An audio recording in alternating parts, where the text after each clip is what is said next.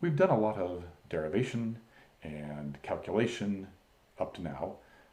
Let's turn back to doing some optical design because that's what the class is about.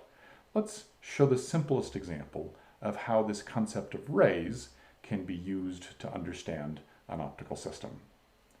One of the first optical systems that did imaging, that we are aware of anyway, was the pinhole camera. As I note here, it was invented in China in the 5th century BC, and invented by Aristotle in 300 BC, and invented by that same guy I mentioned earlier, who worked out some of the fundamental laws of geometrical optics in 1000 AD, and invented in 1600, and invented again by Kepler in 1604. Apparently this is a relatively easy thing to invent. Aristotle, as a matter of fact, noticed that, and you can see this, that if you have the leaves of a tree, they will tend to intersect and make little pinholes just randomly, and that makes an image of the sun. So if you ever see this, and look for it, you'll see yellow discs. Those are literal images of the sun, and they're round. And of course, Aristotle noticed this during an eclipse, when it was pretty obvious that, wait, I'm seeing lots and lots of copies of the sun on the ground there. It's kind of cool.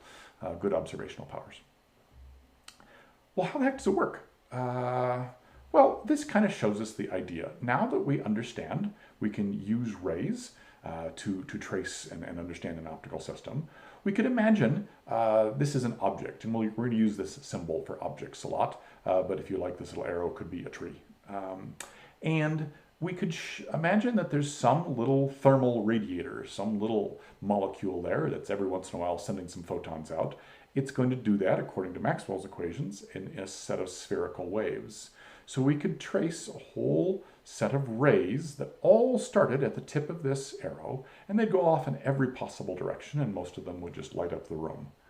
But some of them would all go through this hole. So we'd have a cone of rays representing a small portion of this spherical wave, and that cone of rays would continue on to the back of this box, let's say. And you notice that if I had a different little radiator down at the bottom of the arrow, or the root of the tree, and it radiated its own spherical wave, that spherical wave would end up at a different spot back here. And as long as this hole was small enough, as I've illustrated it here, it's probably too big. This case over here with the tree is a little bit closer. If the hole is small enough, I would separate out the rays that emerged from the bottom of the arrow, the roots of the tree, from those that came from the top, and I'd get an image.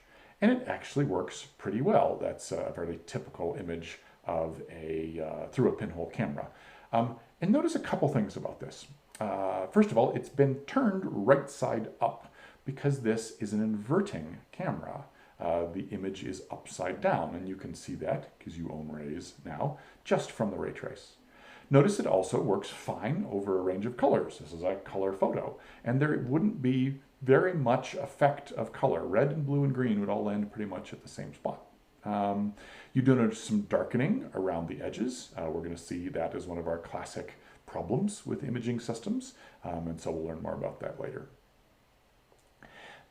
To give you an idea of the kinds of calculations we're going to do, and this is one of the fundamental questions we said geometrical optics could answer for us, we could ask, how big is this image, maybe relative to the object, because it looks like a linear system, so there should be a fixed ratio there. Well, we can just define that the magnification is this height over that height, and we'll do that with a sign, S-I-G-N, such we'll call this a negative height and this a positive height, because we like to know when images are inverted. If you design a system that shows someone an upside down image, that's going to be considered bad. So we'll define the magnification as this height over that height, and in this case it would be a negative number, and we're going to define a sign convention that this distance to the left, to behind the camera, is a negative distance, and this is a positive distance, and just from tracing one of these rays right through here, any one of them, we see that the magnification, therefore, must be the image distance relative to where the pinhole is over the object distance, L. That's the kind of geometrical calculations we can do with these rays to answer these fundamental questions about imaging systems.